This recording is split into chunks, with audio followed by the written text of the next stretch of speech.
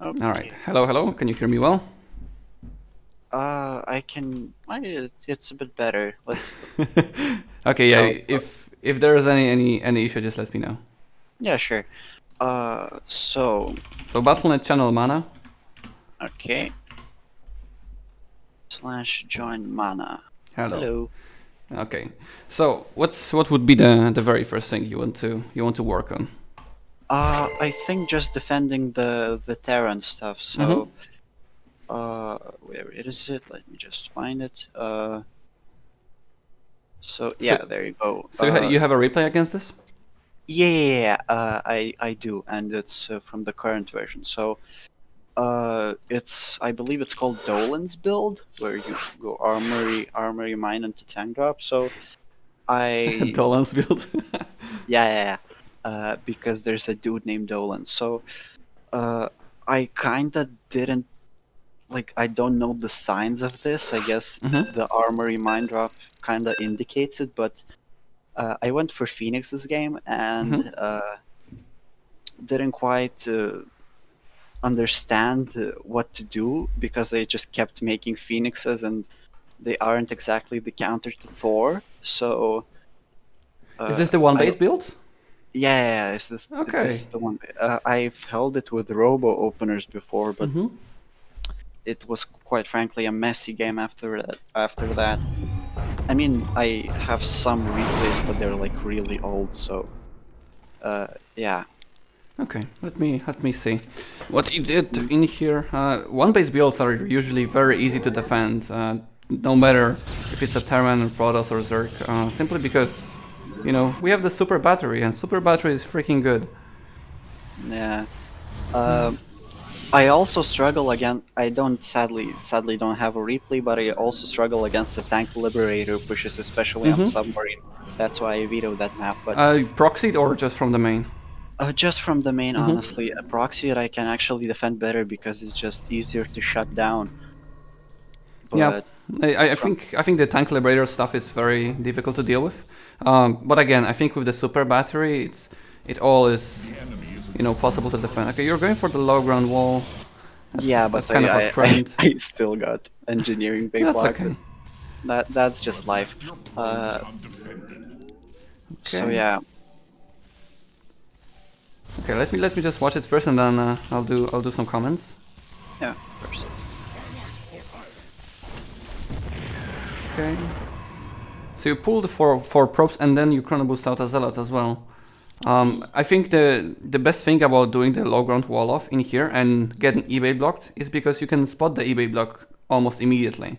So basically, you want to pull the four probes to deny the eBay from getting a lot of HP, and you do not really need that zealot. That zealot is actually slowing you down quite a lot, because if you pull the probes and then create a zealot, you have basically invested the mining time of the four probes and the additional 100 minerals for the same purpose, really. It's not the it's, So it's not the biggest of deals, but I would definitely recommend, if you see the Terran eBay blocking, just pull the four probes like you did, but just as soon as possible, as soon as you see the SCV at around mhm. your natural. Okay, So so you save only money. okay. So I guess only if there's a high ground wall and you don't see the eBay Mm-hmm. immediately, you chrono boost a zealot. Yes. Okay, so I kinda didn't know what to do with my zealot, so I just sent it across the map to scout, and Okay, wait. What obviously, what, what happened with your scouting probe? I think it died at the natural or Okay. something, Okay. I'm or maybe the rewatching. Let's marine see. killed it. Okay, so you go scout. Okay. eBay starts, and now immediately we have four probes. But you go Cybercore, Chrono Zealot, and then you pull probes. Okay, so yeah, you wasted like 10 to 15 seconds with that. Yeah, Okay. The probe dies to an SCV. yeah. Man, what is this? Hey, Hello? you lost your scouting probe versus me once. Hey, I know, but I know what I'm doing. Okay, okay. Sure. Okay, so yeah, losing this probe is actually costing you so much information, because you lost it also at around the time that the command center should be built. The command center and the natural of the Terran should be starting at 140. And if you keep the probe around, you would see there's no natural, right? Of course, the Terran can go for the high ground CC, but that's really terrible. Second thing Mhm. that you lose with this probe is again the information of either a Reaper or a Marine. Or a Marine, yeah. Yeah, and if it's a Reaper, it delays the factory, it delays the reactor, and so on. If it's a Marine, the reactor and everything is just slightly faster. So basically, you're missing out on a lot of information already in the early game to prepare yourself for the potential all-in. Yeah, so actually also I've been wondering, some people do like, they go up the ramp at about 150 to see if there's a Marine and a Reaper, but I find when I do that, I just lose my scouting probe if it's a Reaper because they just chase it with an SCV and just kill my scouting probe. So is it worth to like lose the scouting probe to see if it's a Marine or a Reaper, or should you just... I mean, ideally, you don't want to lose the probe, of course. I wouldn't recommend sacrificing your probe every single time to do it. I think if you poke at the ramp of the Terran at 145 and see there's no unit yet, because the Marine should be out already, just go back as far as possible. And then if they chase your probe with the Reaper, so for example, you run away with your probe. Can you see the pinks? Yeah. Okay, so if you run, let's say, this way with the probe and they chase you with the Reaper, that means your very first adept doesn't need to care about the Reaper going to your middle or middle line, right? So you shade exactly across the map, and then they either lose the building SCV or they're forced to go for a bunker much faster. So there's always a benefit for these kind of moves. Okay. So we're going for some early gaming here. Okay, so basically the biggest mistake right now is definitely losing the scouting probe. It's a lot of information that you're missing out on. You would already be seeing the lack of CC. Okay, but the Zealot sees that, so it's okay. Yeah, but I am slow in the brain, so I go for the Stargate before the expansion. Is it really necessary, or should I just go for the expand first? Let me see. I guess in this case it doesn't really matter, but... Yeah, so again, in the situation that you are in, you would be able to build an expansion and the Nexus and the Stargate after that if you didn't invest into the Zealot, right? Because you pulled the 4 probes and then you build a Zealot. Because you can see you're lacking out the 100 minerals. Yeah, okay. So the Nexus would be down and then the Stargate. So ideally you want to create a Nexus faster and then the Stargate, but I mean, in this situation I don't think it's that crucial, but obviously that would help. Okay, got it. Thanks. Okay, so you go in, you see the natural, there's no CC, you see Marine and Reactor, you don't see anything behind the wall. So for all you know, this might be a proxied factory as well. Oh yeah, I haven't faced that build much, so I go up, lose the Zealot for free. You can use this. You can use this setup as well to scout around, but yeah, you know the factory is already in the main with the Widow Mine. So the thing is that the Terran can do is there's a possibility of a push with a tech lab after that, and like one mine and the tanks and liberators and so on. It's possible, but most likely, like if you see the one base, it's going to be the Widow Mine drop, right? And I think Stargate is very good against what he's doing so far. Definitely have this adept shading around. Okay. I've also faced a one base battle cruiser build. So basically, you swap out the armory and Widow Mines for a faster fusion core and battle cruiser, and just do a tank push with a battle cruiser after that. And the build is just so weird that I don't know what to. I played against this a couple of times and I lost to it too. I think it's not OP or anything like that. It's just a matter of realizing what's actually going on, because an extra shield battery or two can really make the difference. And I think in the situation when you get pushed with the shield with the battle cruiser, the most key part of the Terran army would be the siege tank that can outrange the shield battery. So try to focusing on that if possible with the army composition that you are going for. Okay, so you went for the Phoenixes in here, which is okay. You scouted around for the potential proxy or potential medevac and so on. And you should know if it's a one base, the medevac should be arriving at around the 4th minute, as it is right now, 407. If it's a medevac with, let's say, with the natural, the standard timing, it arrives at around 420. Yeah, 420, 430, something like that, depending how many Widow Mines they want to go for. Yeah. So you definitely want to have the Phoenixes in position to intercept that. You kind of have that in the main base, which is okay. Let's see how you react to this. One mine burrows in the natural here. I get the one in the main, but it's still mining time lost. Yeah, this Phoenix move is risky because you are banking, like you're hoping he's going to be coming to the main, right, from the north. So ideally, you want to have the Phoenixes really like in this position in here, because even if they go to the natural, you can fly in with the Phoenixes before they burrow, right? But it's okay. Like, you're not going to lose too much. Okay. No, I don't think so. I get this one lifted, I believe. Yeah, it's really close. Okay. Then I get an Oracle, I think, for revelating the mine at the natural. Take a look at this. Okay, taking a look. So, okay, the Widow Mine in the natural exploded, and the probes in the natural are still not sent back to the minerals, which is okay. You're dealing with the Widow Mine in the main, right? So it takes a couple of seconds, okay? So you go in. The Phoenixes should definitely be lifting the Widow Mine, which they are. And in the meantime, the probes should be going back right now, right this second. As soon as you know there's a Widow Mine that is lifted, there's no more Widow Mines. So we are at 422, and look at your probes.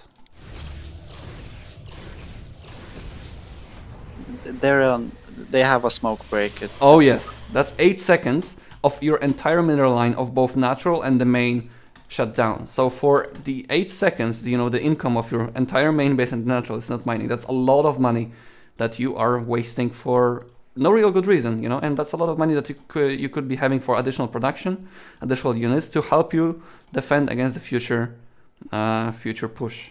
Yeah, I guess I just kind of don't realize that these, well, quote-unquote small things amount to like a huge result, and in result I have like 5-6 less units. Yeah, I mean, Starcraft really is a game of details, and every little thing, every little amount of minerals that you are going to be losing in the early game, it does increase the amount of minerals you're going to be losing later in the game, because you know, the armies grow, the economy grow, and again, all your probes in the natural are not mining since 422. Yeah, that's already 20 seconds.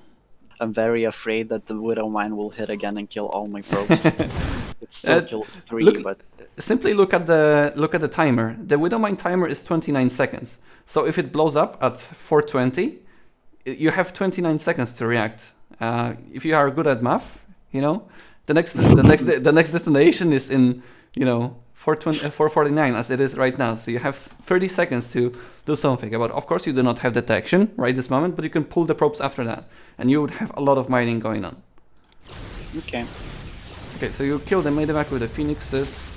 Yeah, I don't see the push. Okay, you don't see. Yeah, you don't see anything here. Okay, the probes are back to mining. Woo! Yeah. There's the Oracle. Look at the mining in the main as well. You have 2 probes and 1 probe in the gas. So basically only 3 probes mining, and you still don't know what the follow-up is for the Terran. Oh yeah, no clue. I'm absolutely in the dark. Once you were here with the Phoenixes and taking care of the medevac, you could have flown a little bit in here just to confirm yourself that there is a natural. Because he went for the armory, right? You know, he has cloaked mines, and you know it was one base with the zealots. So just make sure that he actually is expanding. Because if you don't see a CC already here, you have the entirety of the time that the Terran is moving across the map in here to build a shield battery to create 39 units. seconds, so exactly. Battery finishes before. Battery finishes, a void ray finishes. You know, you stop pro production. You're basically everything you're going to be doing will keep you safe. But because of the movement of the Phoenixes, you were not able to see the Terran move out, and I suppose you're going to be seeing him just as the moment as he hits your natural. Oh, yes, that's my guess. So now you're playing the mine. Yeah, you're playing the mine, which is okay. But again, you don't need 3 Phoenixes and 3 adepts to clear the 1 mine. Oh yeah, I'm living my own happy life. Okay, ignorance is bliss. Again, your entirety of the army is stuck in the natural. You have a lot of map presence with the 3 Phoenixes and the Oracle. You can always move around. Okay, you move around now. I had a fat supply block. Yeah, I am aware of the supply block. I'm a supply block king myself. Flying over the entirety of the army, lose 2 Phoenixes, and now your Phoenixes are completely useless. Oh yeah. Yeah, this is a point of no return now. So yeah, I just basically slowly bleed to death. Yeah, your strategy was never the problem. The biggest issue for you to take notes of this game was losing the scouting probe, was number one, because again you didn't confirm the natural not being there, and that means it's most likely a one base build. With the one base build, it's also possible to go for the cloak mines.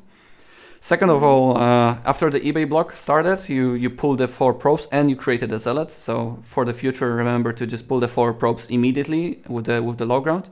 If you don't see the eBay block, chrono boosting out the zealot is okay. If you don't pull the probes, because again, you could see that you could not afford the Nexus and the Stargate. Third issue was the defense of the Widow Mines, which was okay, but the returning with the probes.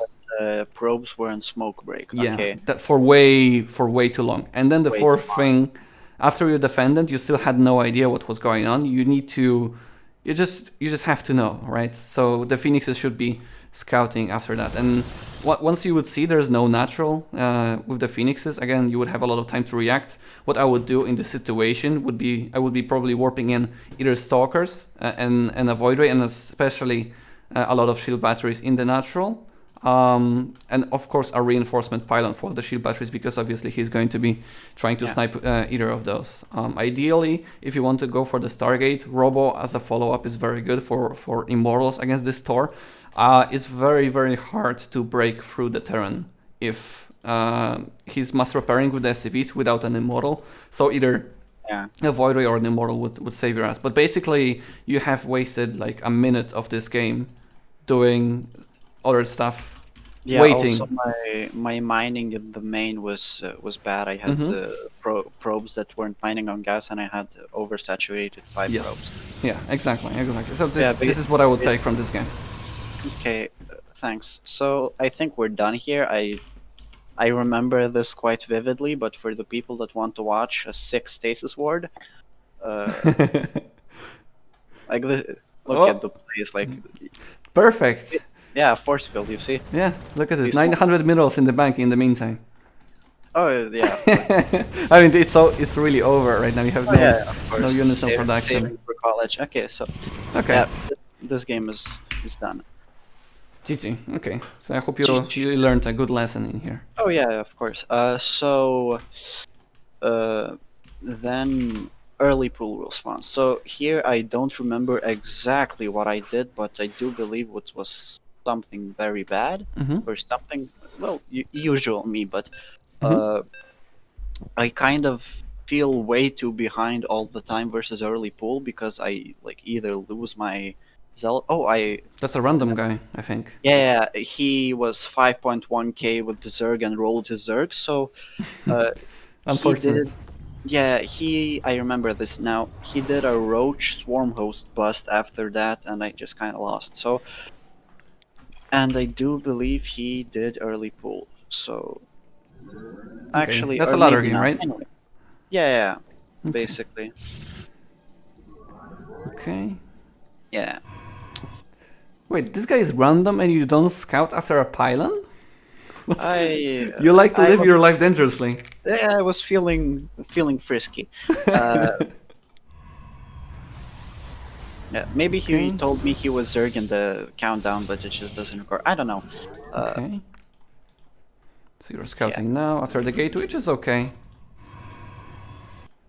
And now you see, I mean, you still don't know what race this is. And now you see, okay. Now I know. So yeah, you I see the pool. Okay, you see all the links. What do you do? Okay, tell me. Okay, cool. Okay. Again, you see an early pull. Let me go back. Okay. You already seen an early pull. Look where your probe is. Your probe is in a position to create a nexus. Hey man, I was busy doing this, you see? You know, again, all the cool stuff that the pro gamers do are meaningless for you guys on the lower leagues, because like you are losing a lot of time. You know, hey, you're going to lose 5 minerals maybe if you're microing your probe, but you know the main story here is an early pull. You're under attack. This probe, what it should be doing, the reason why you're feeling behind is because this probe is in the natural denying 5 minerals, and in the meantime this guy is taking a natural hatchery unattended. You know, like this probe should be blocking the hatchery.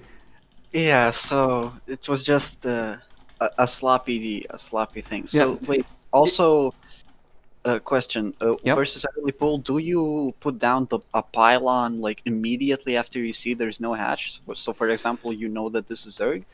You Do mean you in the natural? Yeah, in the natural, like just like to block and delay the links. I've seen people do this, but I don't understand. Like, do you cancel it after or? Okay. So what I do is I attack the probe, attack the drone with the probe to 20 HP, so 4 shots.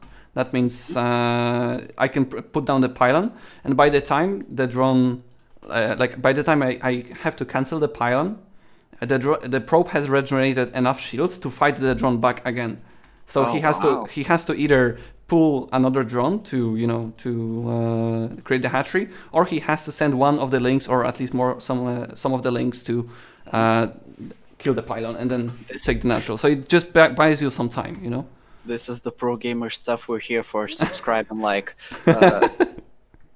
Okay, thanks. This is pretty interesting. So, anyways, horrible opening for me. Yeah. All that good stuff. Okay, let me tell you another thing.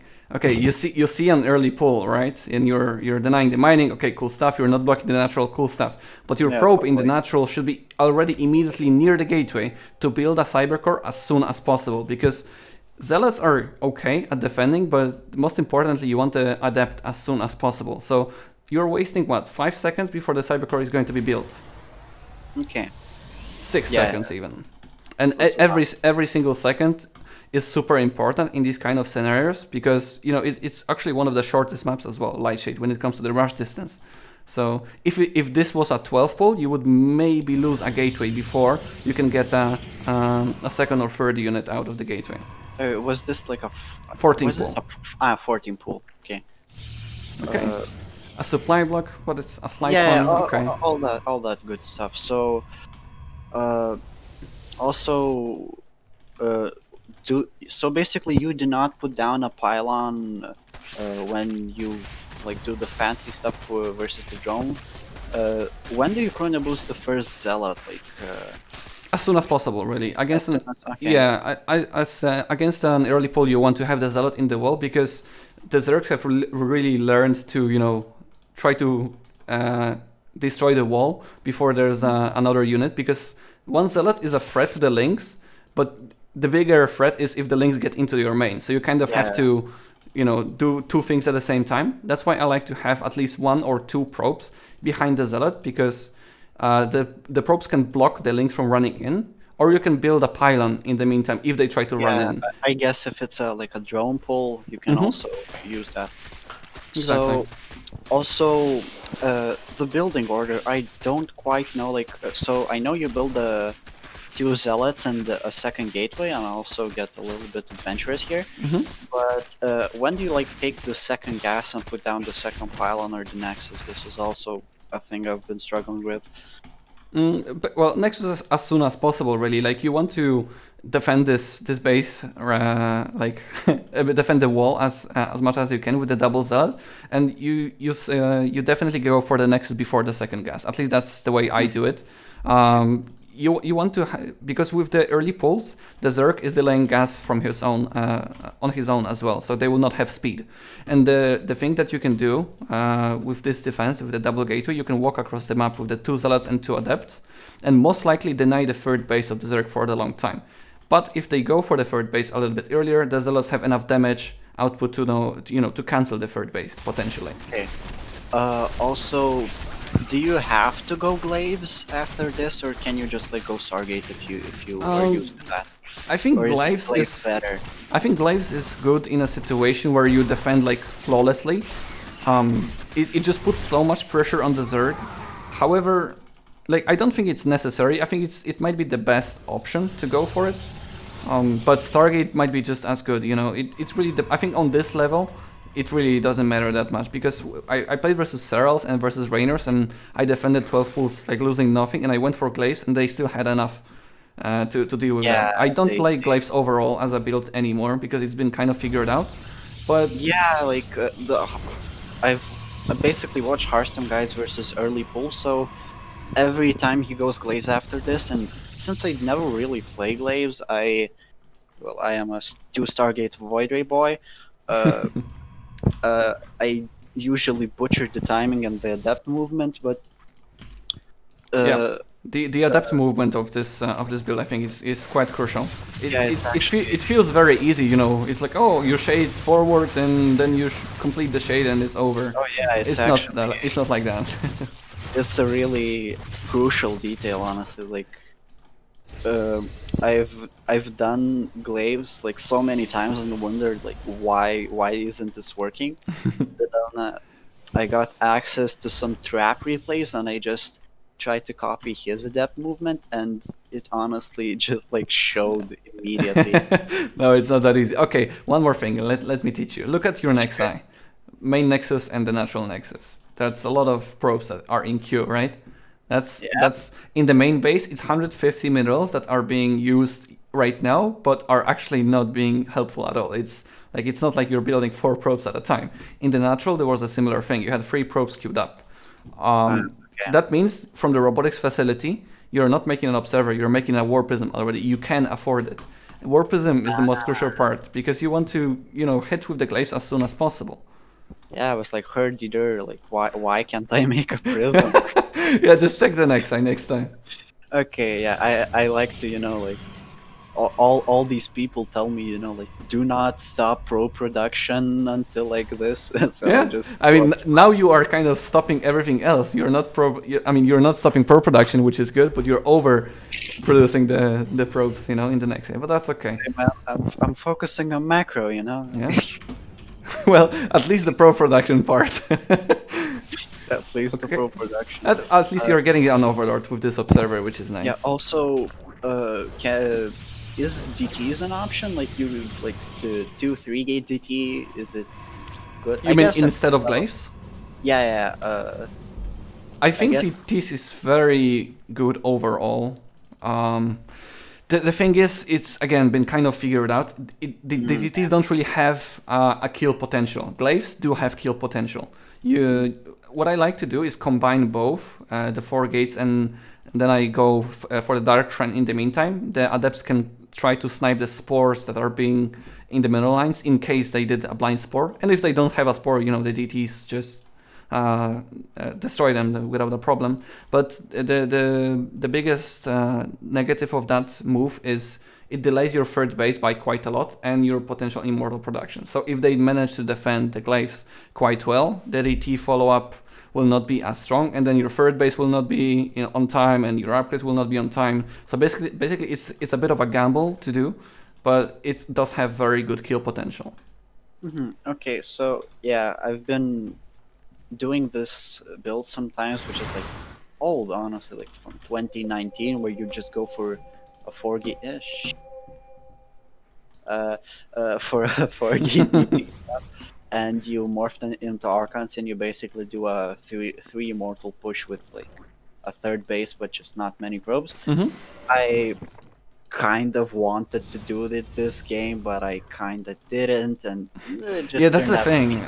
I think being decisive in StarCraft is very important, because if you're doing to do 3 half-assed things, like not dedicated things, they're not going to be as strong as one dedicated stupid shit that you're going to plan, Like, for example, if you go full 8 gates of adepts, like obviously you're not going to be able to afford 8 gates of adepts constantly, but you have to micro around, right? You're going to be shading here, shading there, and the 800 minerals are going to be available from time to time. But if you're going to go for 4 gate adepts into DTs, into immortals and disruptors at the same time, it's not going to be as strong as if you just go for the one single thing. So being decisive in StarCraft is quite important too.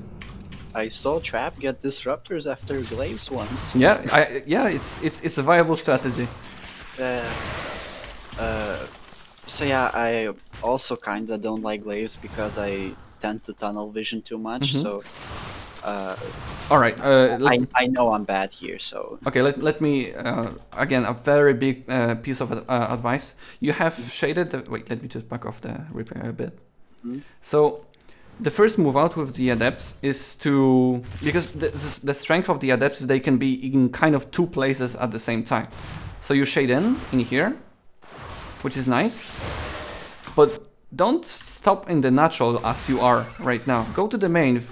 Put the Zerg in the most uncomfortable position as they can be. You can see with your shades that there are no links to be surrounded, and at this time the Zerg has no way of having lair, so speed roaches. They will not catch up with these adepts. If these adepts go to the main, their actual adepts go to the north, to the third base. So then the Zerg has to either split super perfectly to deal with that, which is not possible with the numbers that they have, or they're going to lose one of the other. If they go with the army to chase your shade, you cancel the shade and you destroy a lot of the drones in the third base. You get a free queen and damage the natural and damage the hatchery. Yeah, so that's already a very good move to do.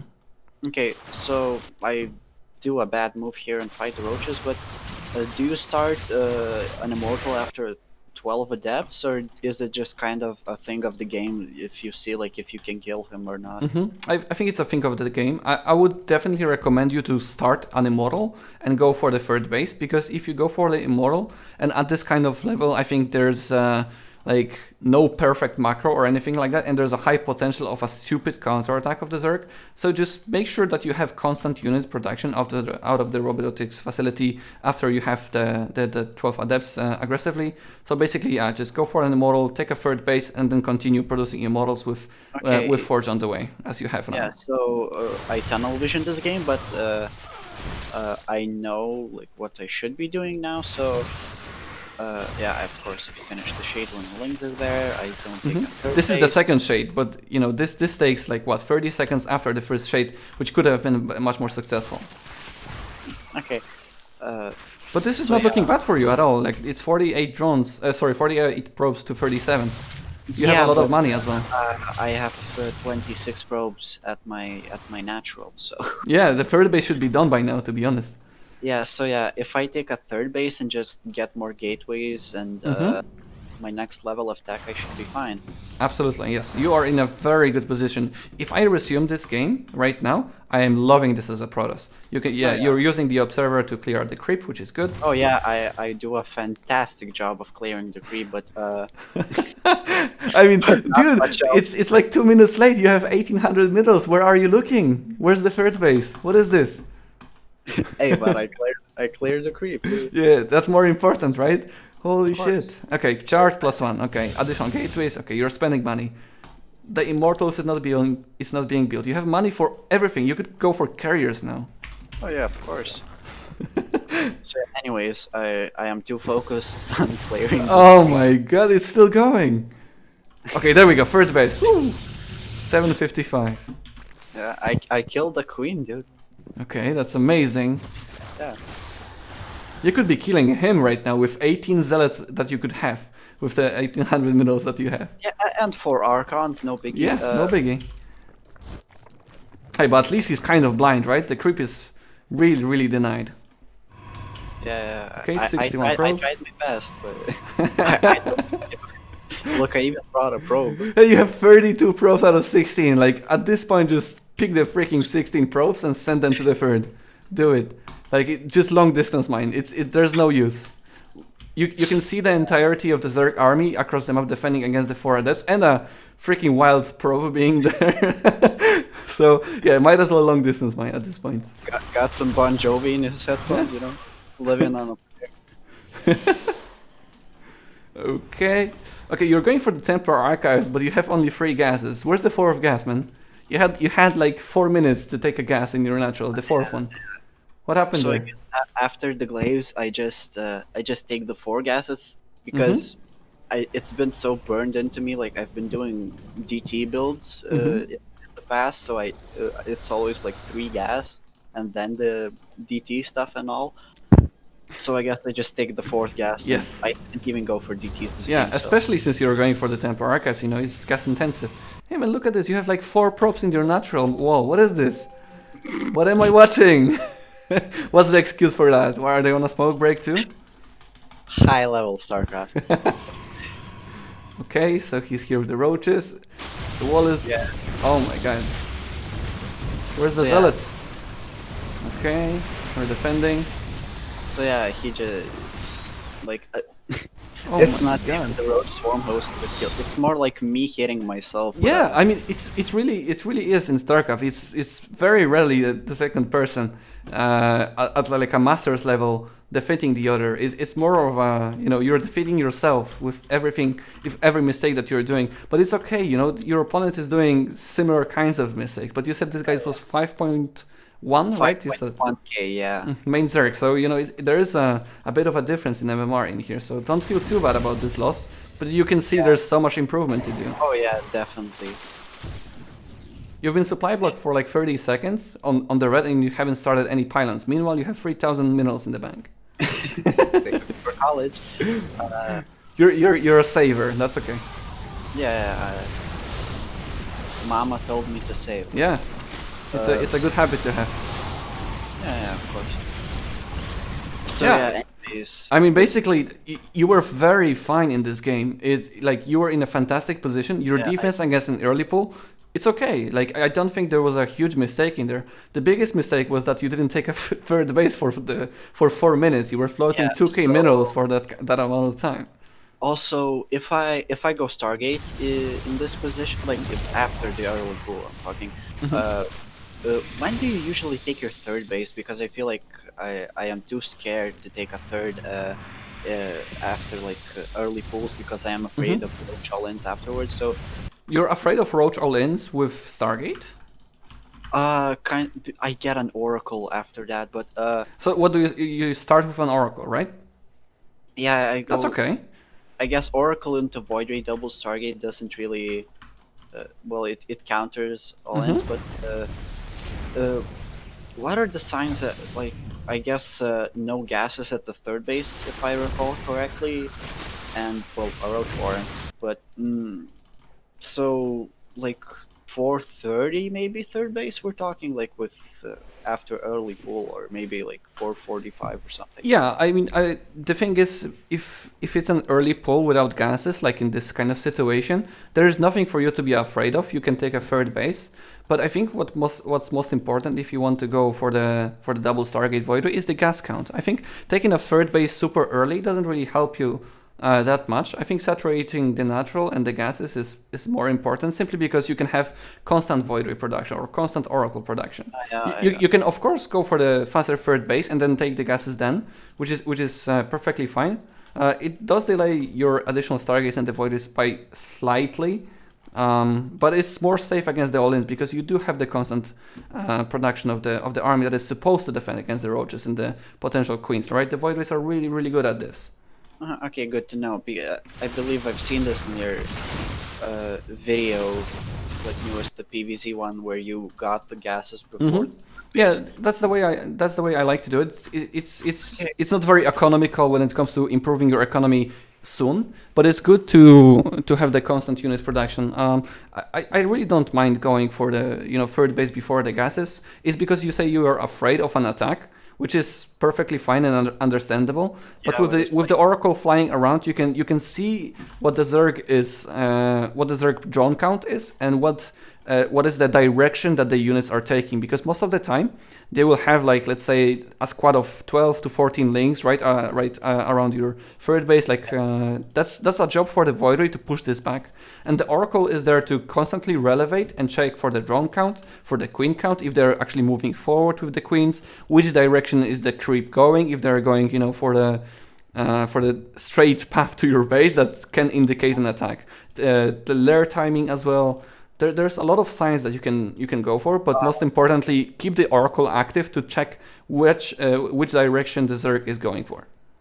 Okay, you said queen count, like is like when you scout, like that's a lot of queens. Is that about like the sign that you may be attacked, or is just like It's possible, but the thing is, the Zerg started to do one queen per hatchery, and then like 3 queens to spread the creep. So this is it's quite tricky to know exactly by the queen count, because they could, for all you know, they could be having 6 queens, and you're like, oh my god, I'm about to be attacked. But they have only 6 queens and 80 drones. So yeah, the queen count is quite tricky. Basically, what you want to see if they are moving across the map with the queens. I suppose that's the most important part. But Yeah, it's quite difficult, But yeah, basically drone count and the like relevate the X. Check if they're creating drones or army units. If they're going for army units, just need to be careful about the possibility of an attack. I almost never do the egg relevations with Yeah, level 8. it's quite important. Protoss has a lot of scouting possibilities, but it does take a lot of your attention. And relevation is one of the things that lasts for a lot of the time, and gives you a lot of the information as well. And Oracle is super fast, so it's like impossible to lose it. So Yeah. basically, with this game, like again, it was a fine game. Your macro just slipped up by quite a lot, focusing on the wrong things. Yeah. Okay. Yeah. I've also my off-race knowledge isn't that good, so when you hear the pros talk like, "Ooh, I see he's taking extra gases and all that," it's a lacking part, but I've slowly been understanding it more. So this is also now I'm gonna do a PVZ. Also, this is a I played this in the Sub War versus sort of for Hearthstone last. I think yesterday. I don't know, but basically he did a 8 minute or so hydro timing, and I microed this like a like a true Protoss, but I lost all my Templar to Banelings. But I've been wondering like squeezing. I don't know what's the analogy for it, but uh, to see if I can gather something useful from here. So yeah, this was my first game of the day, and it was 7 p.m. I only warmed up with Ice Baneling. Wow, you're ready with the excuses already. Oh yeah, of course. I think it was the perfect time for your opponent. He had his meal. He already had 15 games. Oh, of course. He won all of them. He had a back massage in the meantime, I'm sure. He was on fire, yeah. Okay, so what's the deal with this game? Is there any specific thing that you want to ask? Basically just the way to defend these hydro timings, because the micro, I mean, it's personally very tricky for me. I go for 2 Stargate Void Rate this game, and I've also been wondering when can you send adepts across the map to harass, because I've obviously seen Trap do it and get 5 probes, 5 drones every game. Like why is it not happening in my games? Okay, I understand what you mean, because I felt this way as well. It's really difficult for this kind of level to know exactly, because a lot of the times your opponents will have no idea what they are doing as well. So there's going to be much more often a random 10, 20 Zerglings in their base, waiting for a depth or just having no purpose whatsoever, rather than in the pro games. Because in the pro games we are all about efficiency and optimizing our builds, and we will not have 8 random links, 8 random zealots having no purpose whatsoever. So everything that the pro is doing has a purpose.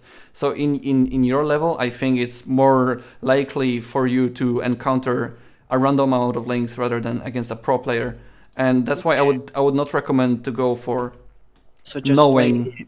Yeah, I would not recommend. So sorry, can I just finish? Yeah, if I would recommend not going for the random adept attacks or harassment, but mostly focusing on having just the perfect macro, the build orders, and because if you're going to deal damage to the Zerg and say kill 4-6 drones, but in the meantime you're floating 1,000 minerals and your third base is a minute late, it's simply not worth it. You should not be learning the timings to deal damage, but also try to learn the timings to make sure that your economy is intact. It's perfect. Yeah, okay. So I think I did a relatively okay job with the build order until the 6-7 minute mark, where I maybe forgot a robo or something. But like I said, Ice Baneling first game of the day and all the excuses. Yeah, I go for Stalker Warpgate to deny scouting and all, because I saw pros do it. Yeah, that's okay. Perfectly understandable. So yeah, not much to say for now, but there's one thing to say. There's one idle probe in your middle line in the main base. Has been idle for quite some time. On the right side. Oh, this guy, Jimmy. Jimmy, you see? Yeah. He's a lazy mother father. Oh yeah. Look, he's still not working. It's been more than 20 seconds, I promise. Oh, that's a quick smoke. Okay, so this is, I mean, it might seem like not a big deal, and it Oh might yeah, not be the but biggest of deals, but you know, I it does guess add up. learning in the long run, it matters. Yes. Uh, Okay, so Oracle yeah, Void Ray. yeah, I went for an Oracle. I used to go double Void Ray, but then I got laughed at by Don't go Hardstone. double Void Ray, no. No. Yeah, and he just said it's really bad, so I tried to go for an Oracle. Uh, what's I've been wondering, like my Oracle micro is well mediocre, but what's the like movement and what do you want to scout with the first Oracle? Like, what Oh, are the I think the first Oracle is just meant to maybe kill a drone or two. I don't think there's any crucial information that you want to see, but I guess on this kind of level you want to confirm that there are three bases. You never even scouted if he has a third. I mean, you are kind of expecting, you know, a very standard game, but you know, just confirming the potential drone count on the third base if they have a lot of drones in all of the bases. The Oracle, especially on this map, has a lot of. Wait, I cannot ping. Holy shit. nice? Well, rip. Well, there's a lot of dead space, you know, on romanticized that you can fly I'll around with watch the Oracle. you can like show with the camera. Oh yes, you can see me now. Uh, I wait. Can I actually? Wait, no, No, we cannot I do can. that. We cannot do that. Okay, I it's not. cannot watch like. Okay. Anyway. But anyway, there's a lot of dead space. So yeah, the Oracle is basically meant to check the drone count. You will rarely do a significant amount of damage. It's just mostly to clear the creep if it's going forward. You know, nowadays Zergs cannot really cancel the creep tower. So if they go for the creep, you can just clear it a little bit. You can use the Void Ray for that as well with the Oracle, but it does leave your third base quite exposed. So you want to keep the Void Ray at home, or at least have a second Void Ray at home, which you are building. The Void Ray will be, I suppose, going around trying to clear some overlords. But yeah, there's no real task for the Oracle. Like there's no crucial information. It's just trying to find something. It's because it's fast. So just check if everything is going all right. Exactly. Yeah. For any suspicious activity, to be honest. Yeah. Also, I believe I do not build many void rays. Oh yeah. Also, this is one question I've been meaning to ask. How many void rays do you usually go for, and when do you go up more? As many as possible. Okay. As many as possible. Okay. Well, to be honest, I might be the only one to play this. You know, I am doing this slightly different than every single process that is doing it right now. I think a lot of the processes are going for like 6 to 8 void rays maximum, and then they transition into the Templars and Chargers and like mass amount of gateways. I'm going straight to Skytos with like soon to be triple Stargate and carriers, and that's why I'm going for a lot of void rays, because this is my strength. The only anti-air that the Zerg is going to have is the Queens and the potential of Hydras. So I want to just overpower this number. Okay, good to know. So, basically, you go for the like Skytoss delayed storm style and all. Yeah, I even go with the robotics facility and disruptors, because if they have too many queens and hydras, the disruptors are really good at defending that. The mass gateway stuff is very good because it doesn't allow the Zerg for being like too greedy, because if they are too greedy, you have the amount of gateways, you have Archon Zealots. There's a lot of pressure from your side. My style is much more passive, and the Zerg can go even up to 100 drones out of like 9 queens, and I cannot really do much about it. So yeah, you just rely on sheer Chad skill. Yeah, exactly. And instead, I just want to outplay my opponent in the late game. That's kind of my goal. That sounds lovely. So yeah, I killed 2 drones and all. Okay, this doesn't look bad at all. This is fine. It's fine. I guess I forget my robo. It's no big deal. You had a second Stargate for a long time, but you only have 2 Void Rays and 1 Oracle, so there was no purpose for the second Stargate at all, to be honest. Yeah, can you just play around with 1 Stargate style and just get a faster robo or something like that? I mean, nowadays it's like It's possible, but I think it's just more dangerous. I think double Stargate right now is dominating the meta so much simply because you cannot die to Banelings so easily. Immortals get countered by the Lings, and the Banelings, they're on the ground and they get surrounded quite easily. The reason why we have Void Rays is simply they give us a lot of map presence to clear creep, to take care of the run bys because they're area units and they're quite fast, to deny scouting as well. They're just multi-purpose units right now, and that's why you kind of want to go for the double Stargate pretty much every single game. Okay. So basically, it's just a better safety measure. Yeah, that's kind of the standard right now. So I scout this thing a bit late, but here, like the micro was not Okay. that. Oh wow. Okay, you see it very late, but you have pretty good defensive. Yeah, but Okay. look at my Templar. Oh no. Oh no. Oh no. yeah. Oh no. Oh no. Oh no. No. No. No. No. No. No. No. Guess what's about to Okay. happen?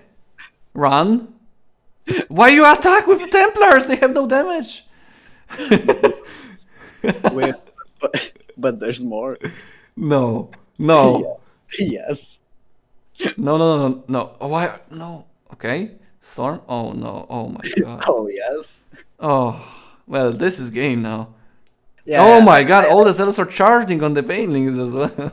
Yeah, I wanted to ask about this bit because, as you can see, I'm not fluent in this. Alright, let me see the setup that you had before this. Yeah, go back maybe. I guess I didn't have as many cannons or batteries at this portion where he was attacking. I mean, you were trying to prepare for some kind of attack, right? You were adding a lot of cannons and so on.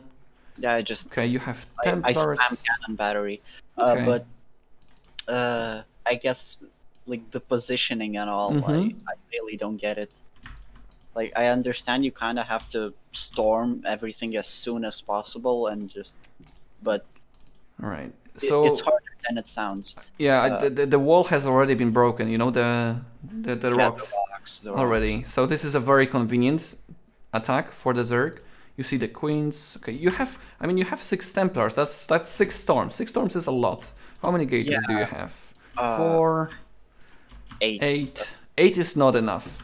8 is not enough, especially with the style, because you're not investing into more Void Rays, as you can see. You're not investing into the Immortals, so you should have at least 12 or even 14 as you are going up to the 4 bases. Because as of right now, fine, your army, I mean your money is quite low and it feels like you will not be able to afford it. But as soon as you have finished all the production facilities, all the gateways, all the cannons, all the batteries, your money will be skyrocketing and you will not have enough production because Templars are super cheap and you don't want only Zealots versus Banelings, right? So but that's why you need the additional gateways.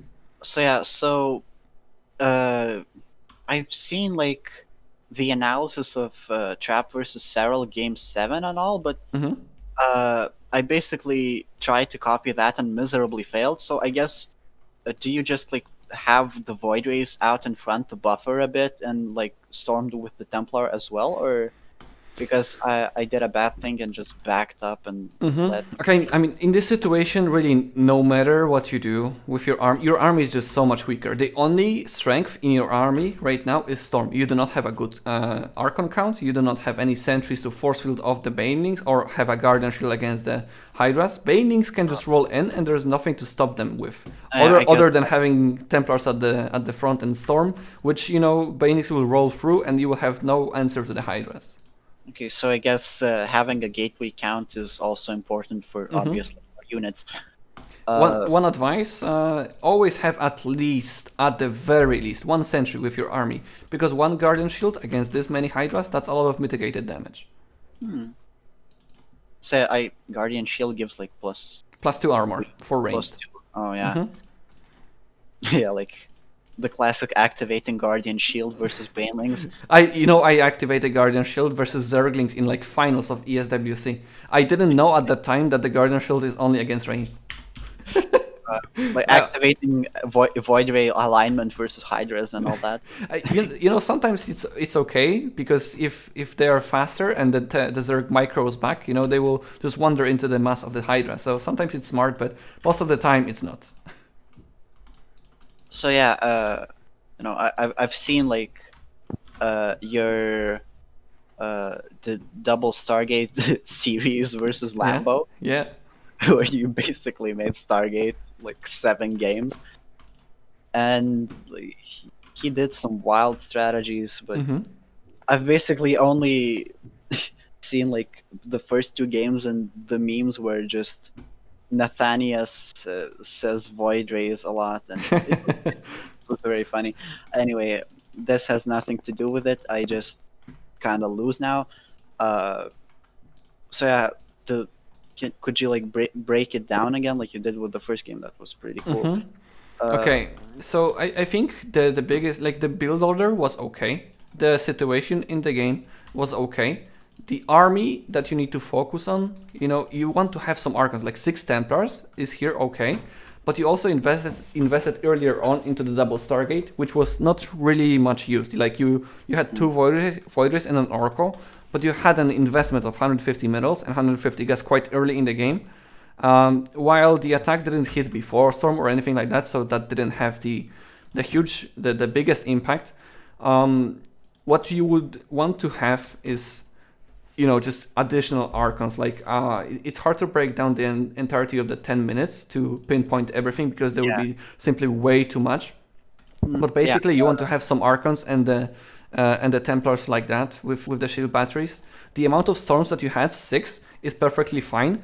And I think you should not have more Templars than that and focus on having Archons because then again there's not enough firepower to take care of these timings. You should have also seen the rocks being crushed down from, you know, from the just much earlier from the beginning basically. okay. That's what the Oracle was for. The Oracle also flew into the Hydras and did nothing. You could also Yeah, had some stasis traps in there.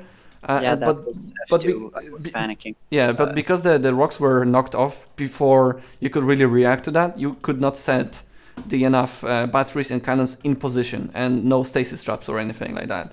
And because you had not enough gateways, you were not able to reinforce. Like look at your money right now. I know the Yeah, game is over, but you know the fight was like 30 seconds ago, and you could have had all of that ready to defend against your 4th base. yeah. So The cannons are pretty useful against banelings, but they are not the most important part. I think you also want to set up a flank if possible with the zealots if you're going with this style, because the banelings most of the time are going to be at the front and just rolling forward. So the okay, zealots will be going onto the hydras, which is the easiest target for them. fancy moves. So I guess with your style with the like many voideries, you use disruptors as like the range unit to repel the hydras. Yes, yeah, they And are the anti-air thing. Because if they yeah, go for the banelings take actually quite a lot of hits to take down the disruptor. yeah, Give I was that with the shield battery, and that's even more. So the like disruptors are 50. very good. Yeah, exactly. And in the meantime, the voiders are dealing with the links and the banelings. If you shoot down the disruptor forward, the hydras has to go back, and in the meantime, you're clearing the other stuff with the voiders. That's the secret, I suppose, for So this for my it's style. like sending 4 zealots or like 2 or 3 at the Zerg's base useful, or do like Very. need Absolutely, very yes. Yeah, I think if you can afford it and you could afford it, absolutely do oh it. definitely Because it takes away the attention of the Zerg. It can even buy you additional 10 to 15 seconds. You know, they will, oh shit, I'm being under attack. Let me just rally everything from my hatcheries to the defense, maybe bring down the queens. And they forget about the attack for the 10 to 15 seconds. 10 to 15 seconds could be an additional storm, could be more units, you know, additional warpin maybe cycle or something like that. So it's so definitely possible. also like are there any like signs of, oh, I know this is a Hydra queen push, like are there any magic tips like that, or do you just kind of see the Hydra den and see stuff popping out of the eggs that isn't drones? The easiest thing would be the lack of hive. If they are not on hive, that means there's no lurkers, there's no greater spire. What's the best unit they can really make out of lair? It's probably going to be either hydras or the mutas. And if you see hydra and this amount of hydras, you will be under attack. They want to trade Okay, with the hydras. So I guess use the Oracle to just scout if they're taking to Hive and all. Yes, absolutely. Have the Oracle fly around, relevate the lair, locate the lair first of all, and then use the revelation from time to time. If you see they're not taking to Hive, you are absolutely going to be under attack. If you're not under attack, then you will just stay defensive, tech to carriers, and eventually you will overpower them. Nice, thanks. Because like many other guide videos don't sometimes do not mention these things that I'm curious about, so it's nice to see it well explained. So okay, I know this game. So this game I played against a very handsome and good player. Wow. Yeah, I was curious. I just want to see one game expand in PvP. Like, how do you exactly do it? Of course, the odds weren't exactly even, but I kind of wanted to do a 17 Nexus, but I of course screwed up the build because I didn't really do it before. Anyways, excuses aside, I just kind of want to see like how do you play it out or something. All right. So yeah, I see. Wow, this guy is good. Yeah. You immediately. I know immediately by the probe, Yeah, like with the splits. Okay. Yeah, you're lacking gas. Yeah, I wanted to go for the Nexus and all. Yep, but you didn't.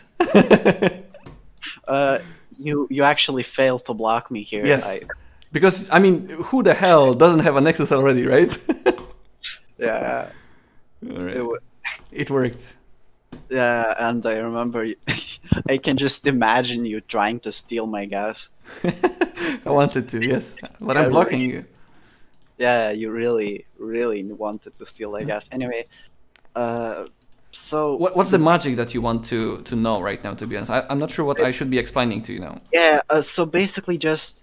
the early game build order, I can, figure this out myself, but... just kind of the follow up, like how do you take your tech, what are the choices, what do you prepare, like do you put probes in gas first or something? Okay, so the very first thing I noticed, I didn't even see that in the games that we played, you didn't scout whatsoever at all. So how do you want to prepare? What do you want to go for if you don't know exactly what your opponent is doing, especially since in PvP there are so many build orders, so many different types of plays that that your opponent can do, including the one gate expand. You have no idea if I'm having double gates, follow up to all NU. If I'm going Nexus first, you have no idea. So with this game, it's very hard to explain what you should do. But in general, In general, let's say you scouted me. Let's say you know exactly what I'm doing right now, and we are in the same situation. Let's say that I'm a better player, so basically. So advice for the future. I think it's really many routes that you can take. Against one gate expand, there's very little kill potential.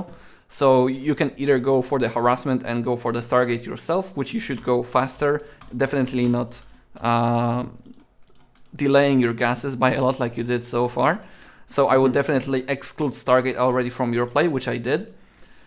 You can go for the standard Twilight Council Forge, but I would definitely recommend adding additional second gateway, just because if your opponent is going for the Stargate, since you have no scouting whatsoever, and there's no sentry to confirm this, the second gateway will simply give you the potential to defend against an Oracle from either side. I would definitely recommend having a shield battery in your natural, like kind of hugging the Nexus to also connect with the mineral line. As well as like kind of touching the ramp. Yeah, so from like the range. Right below the Nexus. Right below the Nexus, or exactly to the left of the Nexus as well, like where the decal is, which would be possible as well with the pylon placement that you have.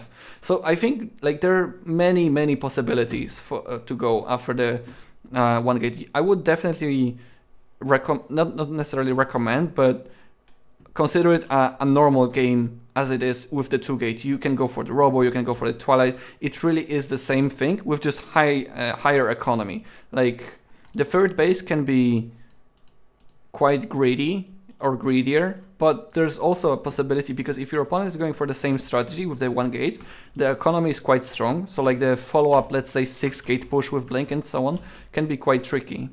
With the 1 gate expand, there is very little information that you can gather if you're not going for the sentry. But if you're going for the sentry, you have absolutely no kill or pressure potential, so you're just kind of giving up your aggression. So if I would recommend going for the sentries if you have more passive approach. But there's basically everything that you want you can do. It's really up to your preference what kind of style you want to go for. Most importantly, I would definitely just recommend scouting as much as possible to see where you're at compared to your opponent, if you cannot really have the feeling of it, Okay, so basically information is the key. So Yes. 1 gate versus 1 gate, I don't usually play. But I guess this game is just different a bit. Mm-hmm. So I usually play versus 2 gate, and I was wondering like what tech should I go for, like, and how should I prepare for, let's say, an all-in that is coming from one base or 1.5 and all that, because I admit I've died to like random like 10 stalker pushes, Mm-hmm. like Phoenix. Okay. Because- So again, it comes back to the thing that kind of summed up. Information is the key. Yeah. If you want to know what your opponent is doing, invest into a sentry. The 2 gates that you have right now, which is quite cool.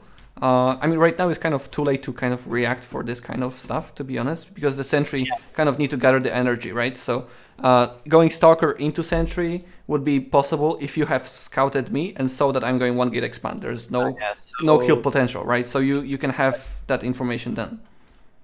You have I see like 4 stalker, 2 sentry. So basically that, and you like send 2 adepts, which also harass and scout at the same time. Yeah, I caused a lot of chaos in you, right? Because oh yeah, definitely.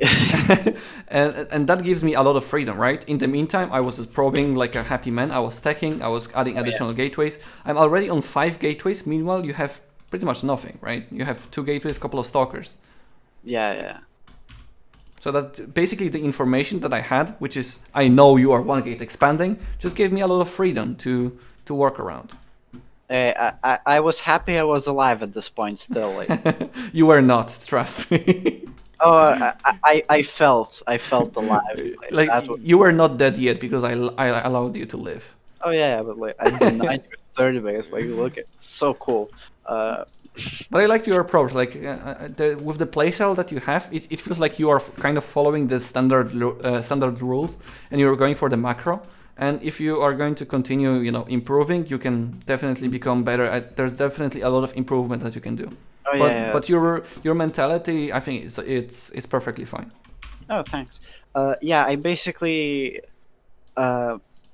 it helps to get a different approach, like just to see from a different perspective how I play, and oh yeah, this move was cute. You sent 2 adepts at my 3rd. So yeah, I believe this is called the MaNa move for obvious reasons. Yeah, I'm splitting your what is it called? Attention. Attention, yes, I'm splitting your attention with this kind of move. So yeah, I basically die and you do some cute force fields. But yeah, basically you go for the early scout, and if you, I can just go for the standard Twilight, get additional gates and additional tech, and then just go from there into like I guess like a 10 gate push off of 3 bases, taking a 4th or something like that. Yeah, I mean it's really, it depends what happens in the game, right? There's no real magic thing that you can do to win every single game. It really depends what your opponent is doing. But yeah, if with the 1 gate expand, you just want to confirm the tech, because if with the 1 gate expand, you can actually stay with the pro for quite a while, and you can see if they're going for an earlier Stargate, if they went for the double gases. You can block with the pylon, right? I'm sure you have seen it a lot of the times in the early games of the pro players, that they're blocking with the pylon, cybercore, or so on. So there's a lot of time that you can use with the scouting probe to scout for the tech and prepare yourself for the future. I think just the key again, is the information, the scouting, and try to understand what you are seeing, because if you don't know what you're looking for, scouting really will not give you much, right? So that's why you were asking about the key points of versus Zerg or Yeah, versus Terran, what to look for. So this is also one of this the is the key same things. thing. Yeah. So I guess what I'm looking for is basically, well, macro stuff like to deck a forge. I actually I don't think you got a forge this game, but uh, I could have, uh, but I just skipped it because I didn't feel like it. It was not perfect play yeah, by me, but I just really didn't want to. well, it didn't matter. Yes. Uh, so yeah, PvP is I I win the most, but I don't I am not sure I understand it the least. Oh yeah, one thing I wanted to ask was Hmm. how do you punish like greedy, like very greedy play? I've seen you. Well, actually, you played versus me in another ESL Cup, where you got your third base on two gateways and took a robo and third and fourth gate afterwards. Hmm. Can you punish this somehow? Because I remember just playing a macro game and seeing we were doing the same opening like Stalker Sentry into Twilight Forge and all that. And he got everything just way greedier, added his gates later, but in the end he just had more stuff because I felt like I couldn't just put down like three gates and just push because I always fail. Yeah, it's difficult. So one thing you can do is to have a proxy third gateway for the fast warpen and skipping robo. You can skip the robo if you see the grid with the sentries. So again, information is key. Yeah, You can count the amount of gateway units that they have and compare it to yours. If you have, let's say, 6 stalkers and 3 sentries, and the guy has 3 stalkers and 3 sentries, but you are both working on 2 gateways, and you will constantly warpen units, you will clearly have more units soon, right? So try to punish the third base before they have a shield battery up. There's the only advantage that they will have is not the fast warpen with the potential proxy pylon, but the shield battery. And especially before the Nexus finishes, there will not be a super battery. So this is the kind of play that you can go for. You can also try to blink into the main to do some economical damage if they are not paying attention, as I kind of did in this game that we just saw. So basically just, yeah, again, scouting and comparing to yourself can give you the edge in here. okay, thanks. So I actually do not have that many replays because, as I said, I lost a lot because of the co-op patch. So I guess You have to gather another 70,000 points though. yeah, I know. Actually, 1 second, I will quickly look through replays Hmm. again, versus Terran. I wanted to, so I'll just quickly leave the party. Hmm. Uh, I just I guess wanted to play like Phoenix Colossus at some point, Hmm. and uh,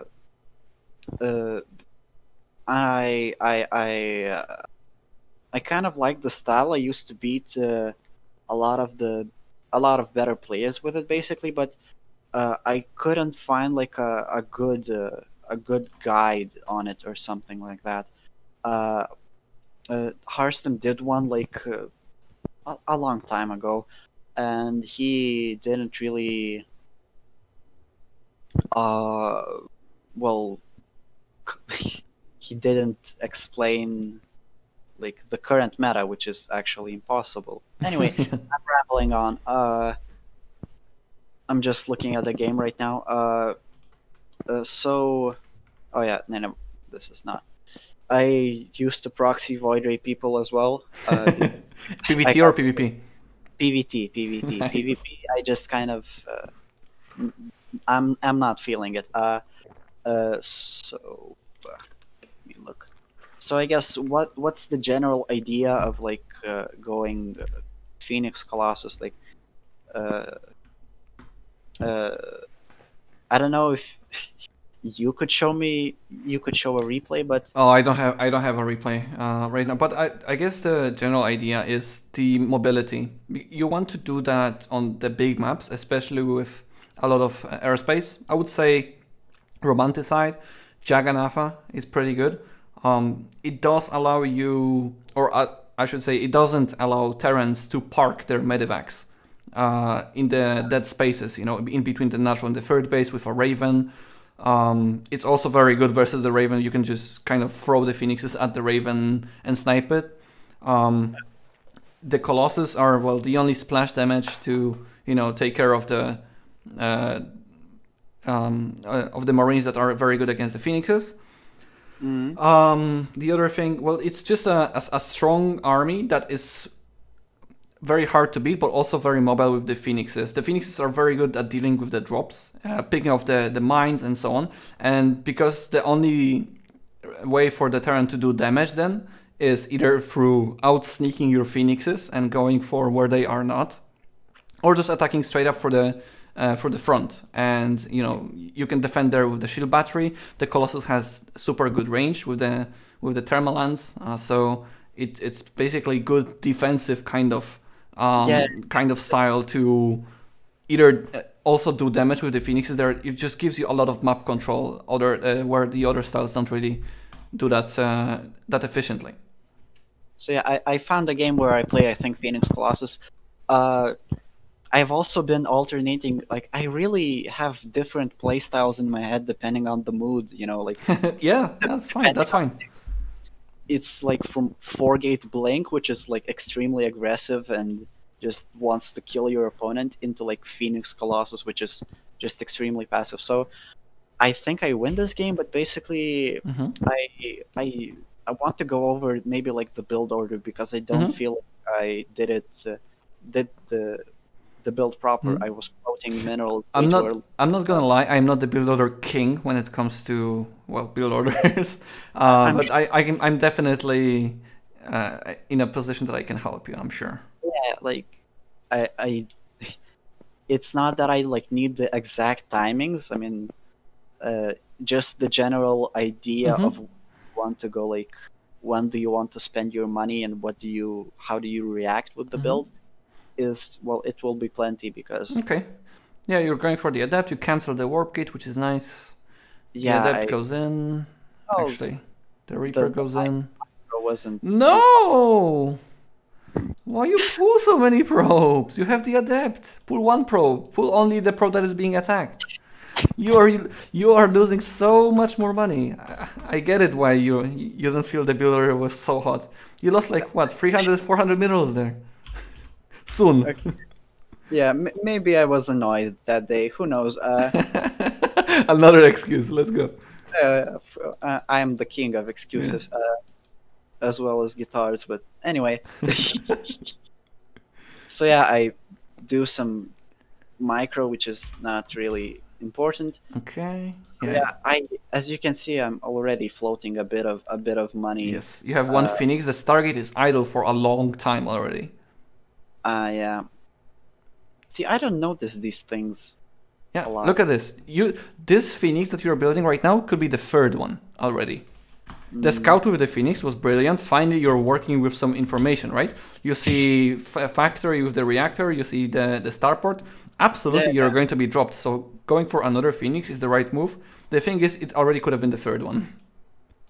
yeah. So me just being bad as always. Anyway, Yeah, it kind of looks like it. oh, yeah, I mean, this is uh, what it looks like for every StarCraft player.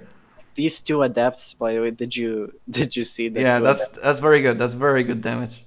Yeah. So this player, 42 probes to 26 yeah, SCVs, man. this wasn't exactly the best Terran that I played, but Oh! I can still get it. Yeah, yeah. Okay, that was close. Okay, but you have defended. There's one more mine! Okay.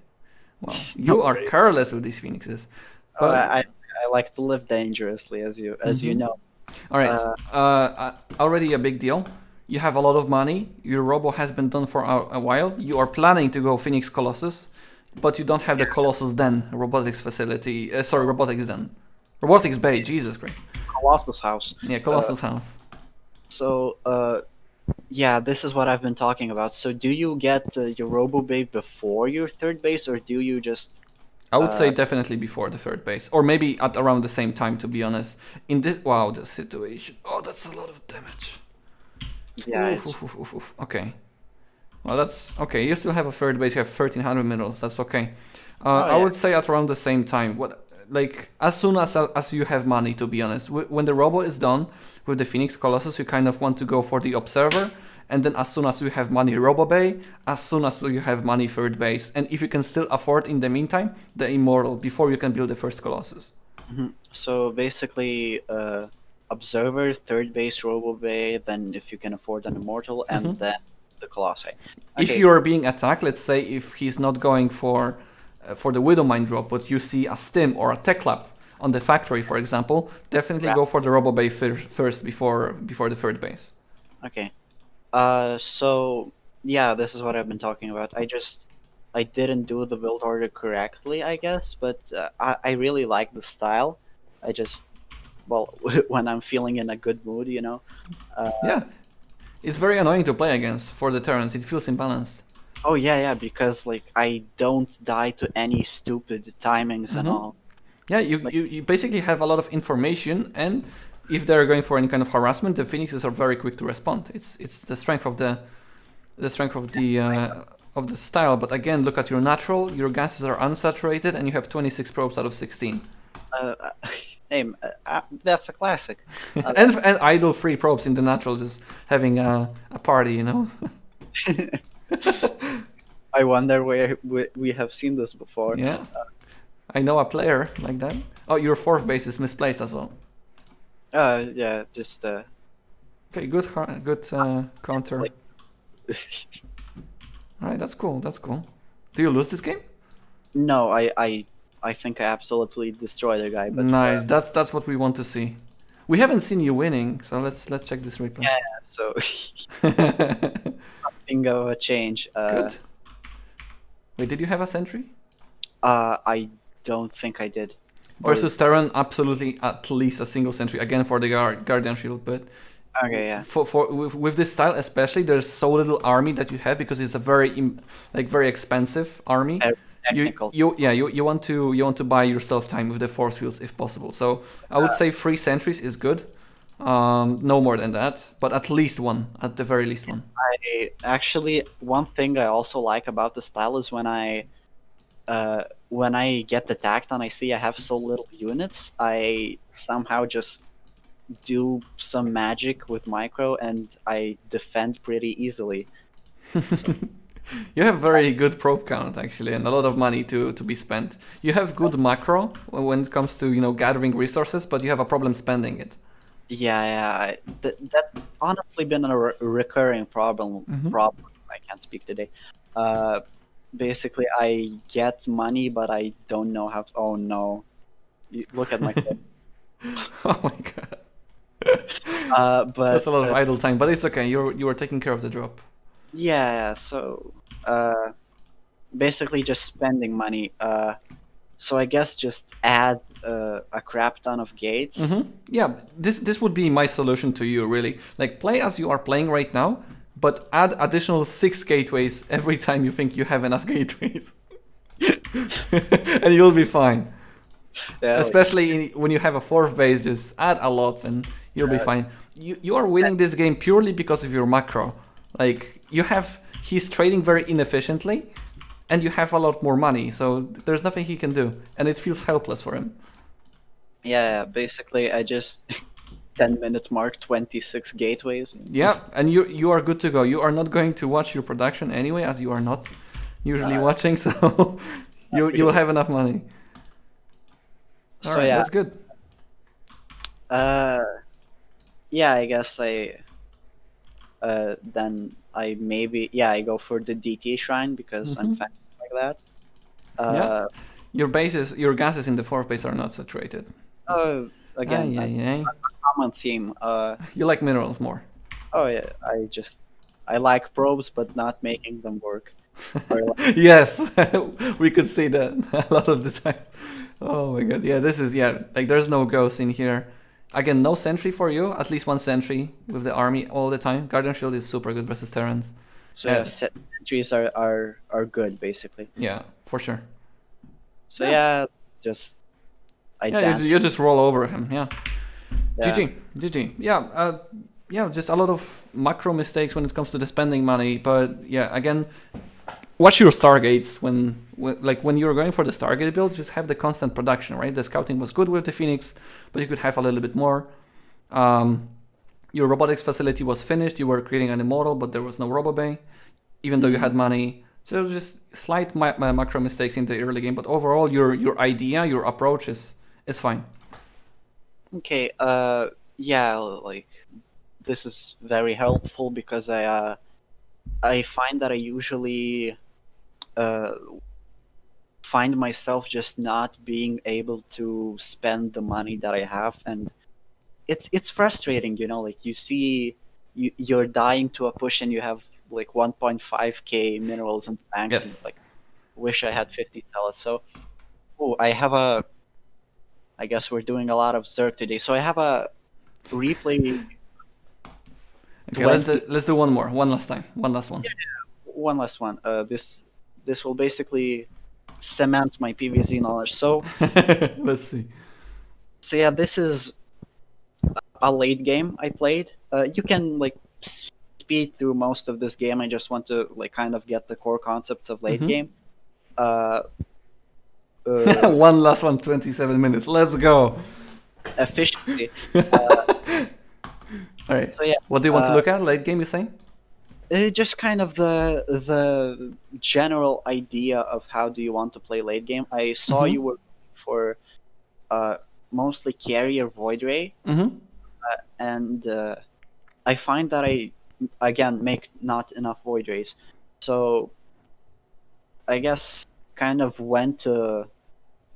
uh, went to transition into like this Skytoss style. I yeah, just kind of looking at the game. I don't remember this game exactly like how it goes step by step, but Okay. I guess I mean, using targets is in the late game, I would say carriers are the best unit when it comes to like not trading, but like fighting.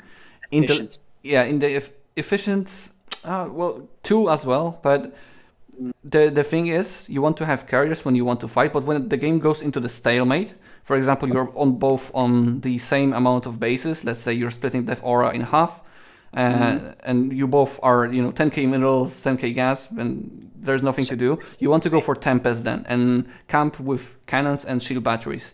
The reason is simple range. They have a lot of range, and you can use the disruptors to snipe the spore crawler walls. If you want to approach them with the Tempest, which is fine, then you need to have Templars behind, well, not behind, but like underneath the Tempest to feed back the potential Vipers and constantly revelate the Zerg army. You want to basically keep an eye on the Vipers the most, and then camp with the shield batteries and the cannons with the Tempest. But before you get to that phase, you definitely recommend going for carriers, mass carriers, couple of Templars, couple of Archons. And yeah, a mothership is very useful as well because it does neglect the vision of the Zerg if they need to come close with the Overseers, and they do cost money too. So a quick summary. I think I almost lost the game because I didn't have enough gateways in the early game, as you said. I do not like to build gateways. You could be killing him right now, to be honest. Definitely. But I just was really afraid for some reason. Yeah, you never know with the Zerg, right? They could be a swarm. I like to play like very conservatively in PvP. That will make your game better overall. Yeah, I kind of like. I guess I want to like become more active on the map, but I don't know when exactly I can move out on the map. Just kind of use a prism. And yeah, so I kind of well, actually, like most of the mid or so mid game posts were, well, questions were covered in the previous game, so I guess that's good. But Zerg is going Hydra Lurker, and well, yeah. I mean, this is okay. Like, you saw he has a lot of Lurkers and Hydras. He's building Ultralisks, which you don't really know about, but as soon as they are adding Ultralisks, they're very good at sniping the Templars because carriers don't do anything. That's what you have Void Rays for in the army, and that's what you can have the Immortals for as well. Void Rays are pretty good against Ultralisks, but the Immortals are also there to just tank the damage of the Immortals, to block them from the Templars. So, Yeah. continue. But I mean, the Ultralisks are not really the biggest issue, right? Like I'm sure you know how to deal with them. Yeah. So how many Void Rays do you want to go for in late game? I don't think more than 8 is good. I think 8 is good enough because they are rarely going to be fighting at the maximum efficiency. You want ranged units, which is the interceptors once they have launched from the carriers, and potential Tempests to snipe the Vipers. You can have, I know it's a very supply heavy army, so if you can get rid of the probes, you should add some Tempests in there. But most of the time, you want to have some carriers. No more than 8 Void Rays because again, you will rarely use them to max efficiency. I remember you getting rid of your probes, and I was kind of surprised, but I guess you just do it to get more army. Yes, absolutely. Especially in the situation that you have right now, you have 10,000 minerals. The bases are slightly mining out, and there will be rarely a situation when you need the steady income. You already have a lot of mining. Now you just want to protect the base before it's mined out, and then go for another base. So the probes are not that very useful. I guess note to myself: don't have 86 probes 20 minutes into the game. Yes. Yes. Do you want to go to 50 or so, or just? It depends. Yeah, I think 50 is okay. It really depends how many bases are free for you to take. For example, you did a very good job of taking the south bases, right? And they are very far from mining out. And you're also expanding to the north. So you are making the use of the probes kind of to the maximum potential, which is okay. But you already have 8,000 resources. And it's okay to have this amount of probes right now, as long as you can mine from these bases. Like, once the base in the north goes up and you can saturate it with the probes, that's great for you. But your army will be smaller, and it will be easier for your opponent to trade more efficiently, simply because they will likely have less drones than you. Yeah, I find that I kind of, if I lose my army, I cannot rebuild everything in time because carriers take absolutely forever to build. Yeah, they're very. They still got buffed in a way. Like the build time was nerfed, not nerfed, but you mean shortened a bit. Yeah, he's kind of wasting the Ultralisk now. I don't play. I don't exactly play the best people in 4.4k. Yeah. I mean, right now, to be honest, I'm pretty sure if you had a Warpism with this army, and you still had the Templars alive, you could just A-move and win. I have Prism. Yeah, you have a Prism on the right side, but if you had it with the army, you can just literally A-move and go across the map. And because he has only Hydras against the carriers and the Microbial Shroud, but you have already Storms and so on, and the amount of money that you have, you could definitely have the 26 gateways right now to just reinforce immediately. Definitely. So yeah, I think I could have ended this game probably way sooner. I just wanted to be really careful because I've been traumatized by just losing my entire army and not. Yeah, if you have this amount of Tempest, the direct fights are not that great for you. I would recommend having slightly less amount of Tempest. I think I'm not sure if 8 or 7, the amount of to one-shot the Corruptors or the Vipers especially. But since he had no Vipers or Corruptors, the Tempests are okay, I suppose. With max upgrades, I think it's even 5 or 6 or something like that. For the Broodlord for sure, but I'm not sure for the Corruptor. Let's see, it does 40 damage. The Corruptor, I don't know how Corruptor has. I'm not a pro gamer, man. Protoss, we don't need math. We don't know. We just do it, by heart. So yeah. I mean, yeah, this is kind of just I mean, you did well. I don't think there's any, huge mistakes when it comes to the army composition. I would just say you have slightly too many Tempests, but that's just after the fight. Yeah, that's okay. Yeah, I just kind of had a few questions, I guess, a bit. How to just act. I wasn't completely certain. I mean, I know I could have absolutely dumpstered this guy, but uh, kind of against versus better players, when I'm approaching that Grandmaster League so soon, uh, keeping this advice in mind, and even I guess if the metas and builds changes, having the core concepts is important for Don't forget the Void Ray upgrade as well, the Flux Veins. You don't have yeah, it this game. the fuck veins. How Pig likes to call them. Yeah, always have the Templars with you. You should also have a Mothership, especially since he's really not using the Viper, so it's even harder for this guy to fight your army. But yeah, basically you're not doing anything completely wrong, so that's already a good thing. It's just a matter of having your units in position and not losing all your Templars to free Ultralisks. Yeah, we're good. Okay, so yeah, I just win this game. Yeah, that's GG. GG. Not bad, not bad. So yeah, I guess that's pretty much. Yeah, that's all I can teach you this time. We cannot fix Starcraft in 1 hour and a half, but I hope it was helpful for you. Definitely, I know a lot of good points made.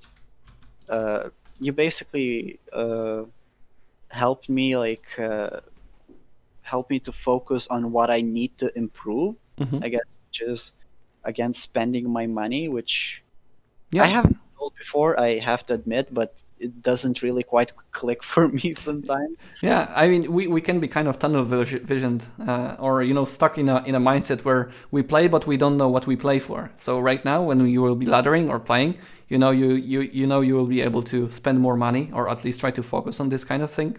Yeah, having a focus on what to practice on is a core to just improving not only as a person, but also as a Starcraft player.